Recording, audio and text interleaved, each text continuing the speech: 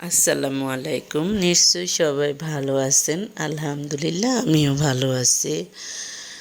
অনেক দিন যাবৎ একটি ভিডিও করব ভেবে আবার আসলে করা হয় না অলসতার কারণে।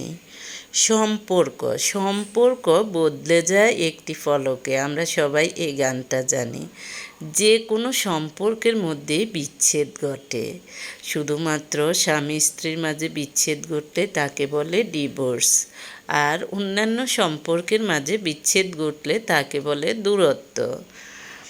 আসলে কিন্তু কোনোটার থেকে কোনোটাই কম নয়। কয়েকদিন আগে ডাক্তার কুশল এবং ডাক্তার সুষমা তাদের ২০-২৫ বছরের সংসার ভেঙে যাওয়াতে বিশেষ করে সুশীল সমাজ খুব কষ্ট পেয়েছে। কারণ সবাই জানে যে তারা হলো আদর্শ কাপল, আদর্শ দম্পতি। তাদের মধ্যে কখনো কোনো খারাপ কিছু শুনে নাই, হঠাৎ করে বিচ্ছেদের খবর। হ্যাঁ, তখনও এরা আমাদের আত্মীয় না, কিছুই না, তারপরেও অনেক খারাপ লেগেছিল সবার, শুধু যে আমার তা না। ফেসবুকে আমি দেখলাম হাজার হাজার ভিডিও, হাজার হাজার গল্প। আমি লিখতে যেও আমি লিখতে পারি নাই, বলতে যেও বলতে পারি নাই। ওই যে কথা আছে না, অল্প শোকে কাতর অধিক শোকে পাথর।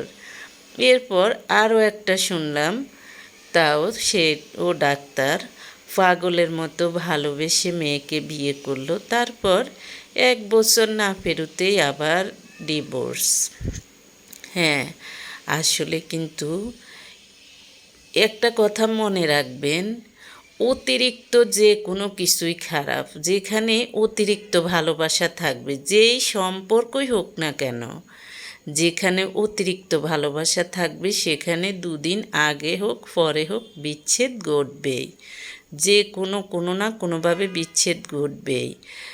এজন্য কাউকে অতিরিক্ত ভালোবাসা, অতিরিক্ত বিশ্বাস করা উচিত না, যদি নিজে স্বস্তিতে থাকতে চান, শান্তিতে থাকতে চান। অন্যদিকে আমি বলি, দেখা যায় যে পুরুষরা বাহিরে কাজ করে, পুরুষরা অনেক রকম ফেরা সামাল দিতে হয়, তাই মহিলাদের উচিত চুপ থাকা। যখন একজনের রাগ উঠবে তখন আরেকজন চুপ থাকা হলো সবচেয়ে শ্রেষ্ঠ কাজ। যেখানেই এটা থাকবে সেখানে সম্পর্ক টিকবে। আগের যুগের মানুষের মধ্যে সম্পর্কগুলো টিকেছিল একমাত্র এ কারণেই। কিন্তু বর্তমান যুগে কেউ কারো থেকে কম না, সবাই বেশি বেশি। এজন্য কেউ কাউকে ছাড় দেয় না, মহিলাও তর্ক করতে কোনো দ্বিধাবোধ করে না। পুরুষ তো পুরুষেই। একটা কথা শুনলাম অনেক আগে, এক আমাদের দৃষ্টিতে অযোগ্য